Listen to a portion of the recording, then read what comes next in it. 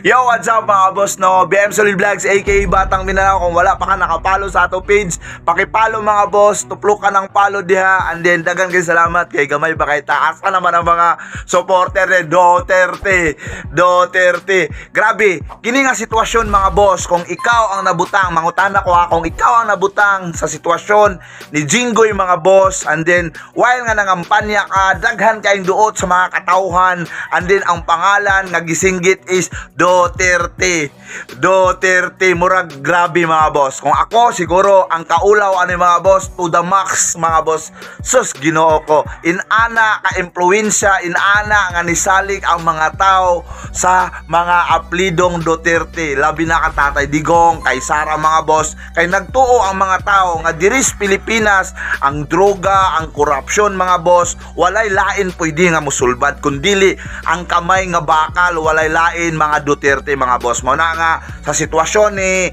Jinggoy, grabe kay ni ka-viral mga boss. Nakita na to sa aura pa lang niya, sa iyang postura, sa iyang naw nga grabe ang iyang kahilaw. Oo, kanang luoy kayo, luoy kay siya tan-aon. Kay nga naman siyempre mga boss, di ba?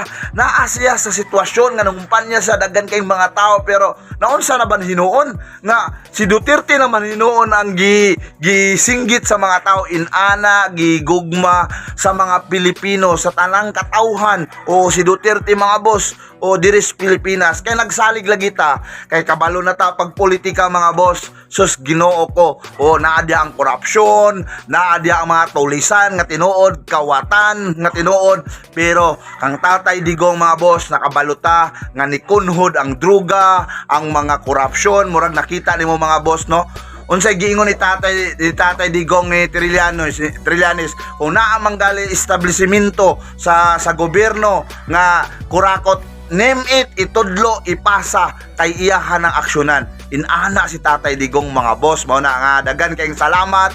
Diri pa lang mismo mga boss, makita na nato kung unsa ka salig ang mga Pilipino, kang Tatay Digong, kang Sara Duterte, siyempre mga boss. O maura to, otro na ko, wala pa ka nakapalo, palo na sadya. Dagang salamat, BM Solid Vlogs, aka Batang Mindanao.